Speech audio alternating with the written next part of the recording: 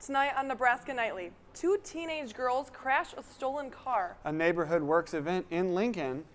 And some tips on how to drive safely on snow and ice this winter. This is Nebraska Nightly.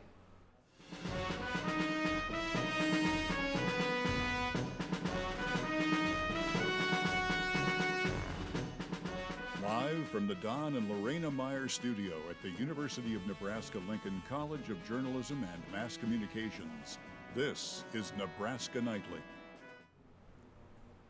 Welcome to Nebraska Nightly. I'm Mackenzie Noble. And I'm Harmon Johnson. Our top story tonight: Lincoln police have shut down the northbound lane of South 70th Street near Pioneers Boulevard after a rollover crash today. Lincoln Fire and Rescue and police responded just after 11:40 a.m.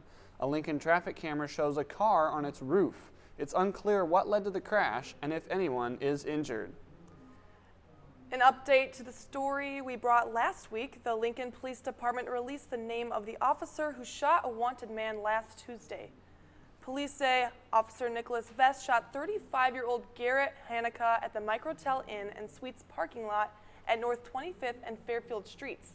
Lincoln Police Chief Michon Morrow says officers were told Tuesday morning to be on the lookout for Hanukkah and the orange Jeep Wrangler he's known to drive. Hanukkah had a federal warrant out of Council Bluffs for probation violation for possession of a weapon. Hanukkah is also a suspect in a theft of multiple firearms and ammunition. Hanukkah was taken to the hospital with minor injuries. He was later put in jail for the federal warrant as well as charges of first-degree assault, attempted first-degree assault of an officer, and use of a deadly weapon. Officer Vest was not injured and put on administrative leave, which is standard procedure following an officer-involved shooting.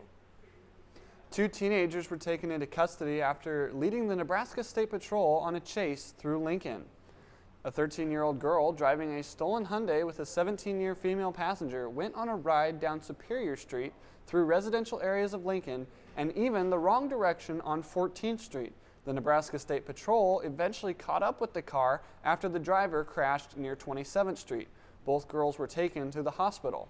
The driver is currently in a youth detention facility facing charges of theft, flight to avoid arrest, and no operator's license. The passenger will be cited for aiding and abetting when she is released from the hospital. More than 80 Lincoln residents gathered at the Roy Story Student Center on a Saturday morning earlier this month. Nebraska Nightly's Skylie Nelson reports on the third and final Neighbor Works Forum of 2023. And planning team that has poured their hearts into this initiative. These events were focused on bringing together people from the community that aren't always heard or maybe haven't been engaged in the past with driving the decisions that shape their neighborhoods and our city as a whole. Residents engaged in discussions with 8 representatives from local organizations. This included interactive breakout sessions about how residents can get involved with various organizations and city departments.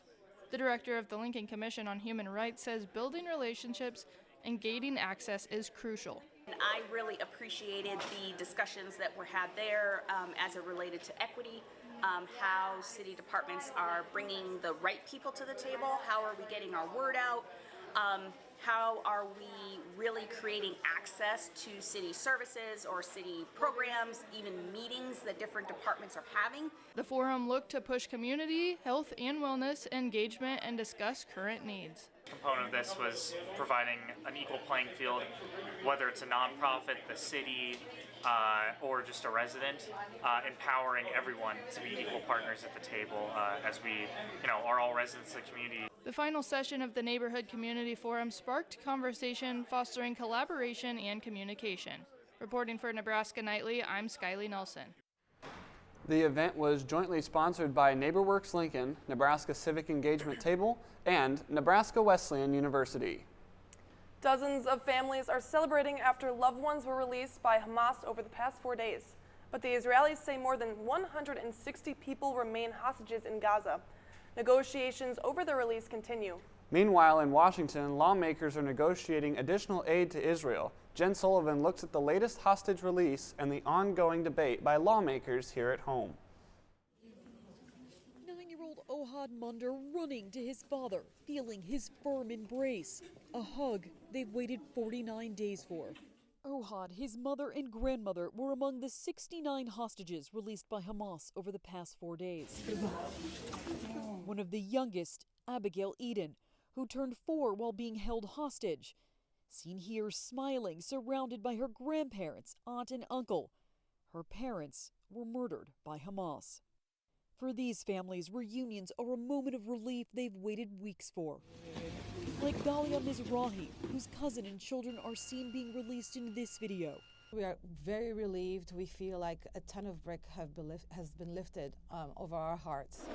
But for many families, the desperation continues. More than 160 hostages remain captive by Hamas. It's not done. We can't celebrate. An agreement has been reached to extend the Israel-Hamas truce in Gaza by an additional 2 days, but it's unknown when the remaining hostages will be released.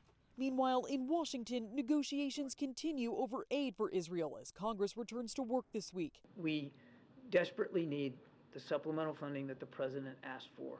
Some progressives want restrictions on aid, with Senator Bernie Sanders asking for Israel to end what he calls indiscriminate bombing in Gaza before sending more money. Some conservatives want to see changes to immigration policies here at home before sending more foreign aid to allies like Israel and Ukraine. I'm Jen Sullivan reporting. Well, bringing it back to Lincoln, Nebraska, after getting a couple of inches of snow this past weekend, Brian Ortner says it's important to be cautious and aware while driving. Before starting out in snowy weather, take time to remove snow from your entire car so it doesn't blow on your windshield or the windshields of other drivers. Make sure your mirrors and your lights are clean is very important. And go slow in snow. When you see speed limits, those are posted for ideal conditions. So give yourself that extra time to get to your destination because the road conditions, you may not be able to tell how slick they are. So please be careful when you see that. Watch for icy surfaces on bridges and intersections. Even when the rest of the road seems to be in good condition, again, that's why going slow can be your best friend. Look farther ahead in traffic because actions by other drivers are going to alert you to problems, and they may give you extra seconds to react if you see brake lights coming on, if you see a car sliding. So give that extra space and look farther ahead to what's going on. Driving safe not only protects yourself, but also the people around you.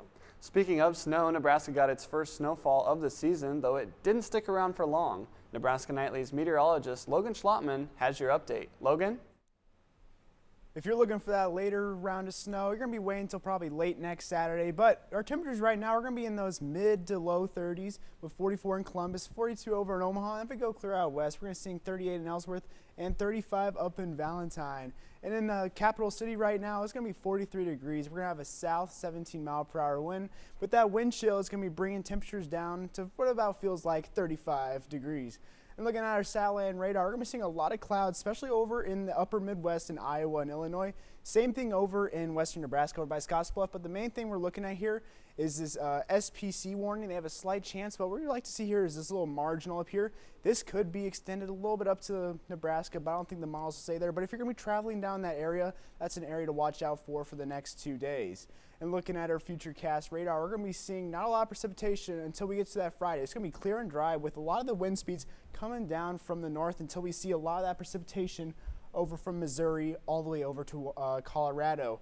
And those rain chances, like I said, are going to be coming around that Friday to Sunday mark with 10% on Friday, 20% on Saturday, which this is going to be where we're going to see a lot of that snow probably coming in, and 20% on Sunday before we have a rest of the dry week with 0% chances.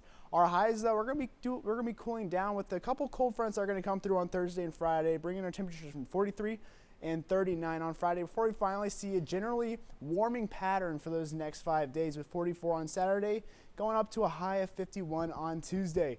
And looking at your later conditions for tonight, it's going to be a low of 24 degrees with a western 9 to 6 mile per hour wind. It's going to be very clear out, and like I said earlier, low winds. And looking at tomorrow, it's going to be a high of 51. It's going to be sunny outside, mostly sunny.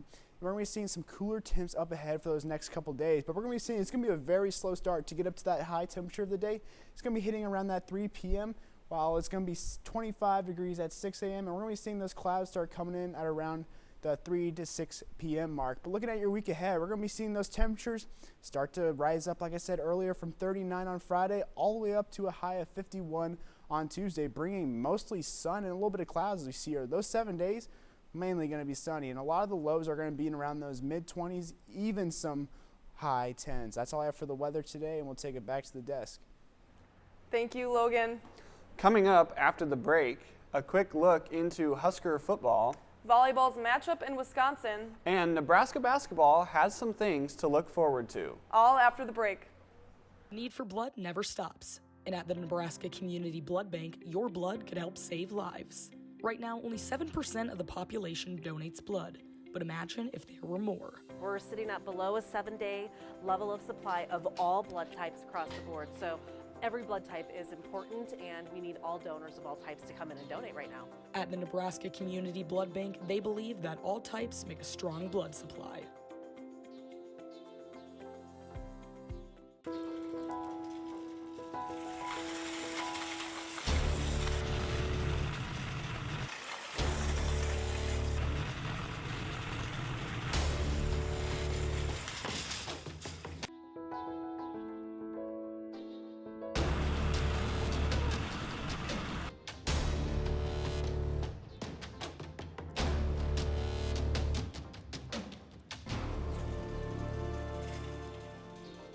Well, it was a packed weekend for Husker sports. Nebraska Nightly sports reporter Trey Marler is here for your update. Trey? Matt Rule and the Huskers entered the month of November one win away from that coveted 6-win mark for a bowl game. Fast forward 3 one-score losses, and it was a do-or-die Black Friday matchup with the Iowa Hawkeyes. To the game action we go. Senior day in front of a sold-out Memorial Stadium. First quarter, it's Iowa looking to capitalize off a short field, but the kick is blocked by Ty Robinson. One of 2 Nebraska blocked kicks on the day. We stay tied at 0 after 1 quarter of play. Opening possession of the second quarter, Iowa draws first blood with a Deacon Hill quarterback sneak from 1 yard out. Hawkeyes lead 7-0. Following an Iowa field goal, it's 10-0 Hawkeyes. Nebraska offense finds a spark as Chubba Purdy finds Jalen Lloyd for the 66-yard score. Deja vu of Casey Thompson to Trey Palmer 1 year ago. Nebraska trails 10-7 at the break. No score in the third. We skip late in the fourth, tied at 10 as Tommy Hill picks off Deacon Hill, and the Huskers get the ball back with 30 seconds left in the fourth quarter. All the Huskers have to do is not turn it over, and we're headed to overtime in Lincoln. Huskers choose to attack, and it's catastrophe in Memorial again, as Chubba Purdy launches one right into the hands of Ethan Herkett, who takes it deep into Husker territory. Following an Iowa rush, there's 4 seconds left, and it's the backup kicker Marshall Meter, his first attempt of the season, and he sneaks it in from 38 yards as the Huskers race to 6, crashes in turn 4 as they fall to Iowa Hawkeyes 13-10. Sports director Nathan Hawkins has more from a depleted Memorial Stadium. It was nearly a month ago when Nebraska beat Purdue on this field to move to 5-3, needing just 1 win in their final 4 games to clinch a bowl game. Instead, another heartbreaker here at Memorial Stadium, a 13-10 loss to Iowa, has them on the outside looking in of a bowl game, and their season comes to an end. Can't tell you how much I wanted that game for them. I wanted them to walk off the field winners. For them to walk off the field, especially to lose in that fashion, I wouldn't wish that on anybody. It was a similar refrain for the Huskers, a 1-score loss, losing on a walk-off field goal for the 3rd time this season. The mistakes that plagued Nebraska throughout the year were on display on Saturday. They fumbled on a punt return, missed a field goal, and threw an interception on the final drive. We obviously had our chances down the stretch, and just weren't able to make it happen. So the things that have affected us all year affected us, and we lost the football game. The graduating senior class is yet another that didn't experience a bowl game.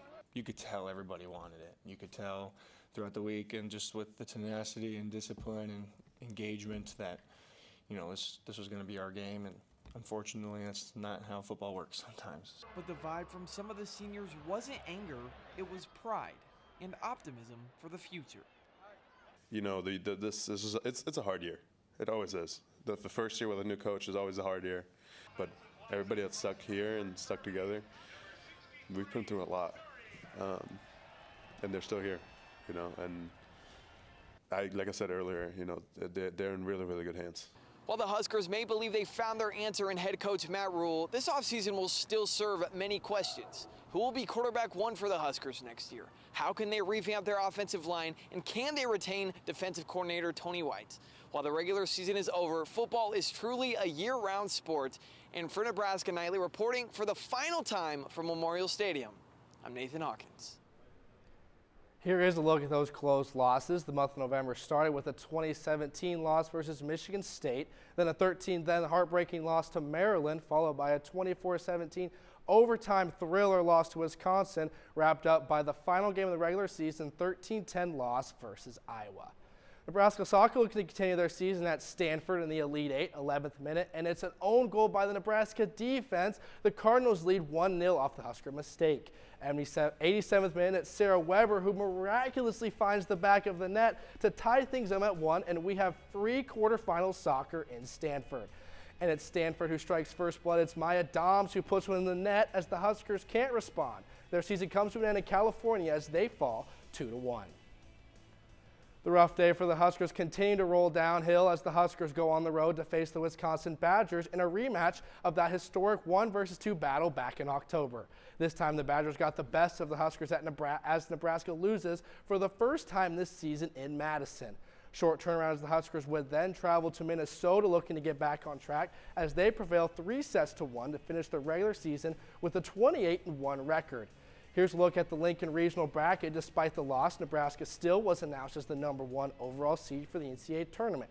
They will face Long Island inside the Devaney Center at 7 Central on Friday. Number 8 seed Missouri and Delaware will get the night started at 4:30. The winners will face Saturday night at 7. 1 year ago, Fred Hoiberg's Huskers boarded a plane after a 70-50 loss beat down by St. John's. A few days later, a 13-point loss to Oklahoma, followed by a 12-point loss to Memphis. Fast forward 1 calendar year, Nebraska sits at 6-0, look for their best start since 1992. The Huskers playing host to Cal State Fullerton. First half, Boogie Coleman goes behind his back, and he finds Rink Mass for the 3. Rink would finish with team-high 19 points on the day. Huskers lead 24-15. More from the Huskers this time is Jamarcus Lawrence extending the Husker lead from beyond the arc. Huskers would shoot 40% from 3 on the day. Nebraska continuing to show off the range as Keisei Tomanaga doing what he does best, that he lines up from beyond the arc. He would finish the afternoon 100% from the floor. Huskers lead 47-36 at the intermission. Second half now, it's Jamarcus Lawrence with the steal, and he finishes himself as the Huskers finish off Fullerton 85-72 to improve to 7-0 for the first time since 1992, you guys. Wow, I'm just really impressed with this Husker basketball team, but they're going to need a performance like they did on Sunday, this next Sunday, against 8th-ranked Creighton. They're going to need a performance better than that to finish number 15 Creighton. Creighton looking to bounce back. They're going to have that Colorado State loss by 20 on their mind. It's going to be a fun day, fun afternoon in Lincoln, right there in Pinnacle Bank Arena. It all starts next tip-offs at 3 p.m. next Sunday. So I'm excited. I'll be there. You will? Oh, okay, yeah. better people better be there, right? Well, coming up after the break, a light show opens up in Lincoln, and a holiday baking competition makes its way to campus. All of this after the break.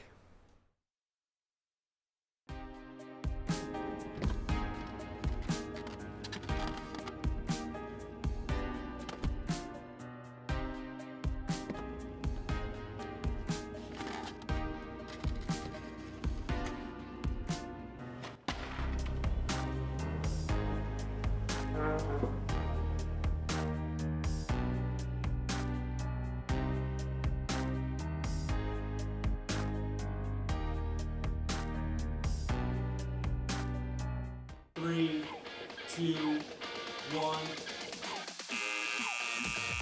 This is Nebraska Nightly. If you're a student at UNL and have ever been interested in reporting or video production, Nebraska Nightly is your place. Big Boss!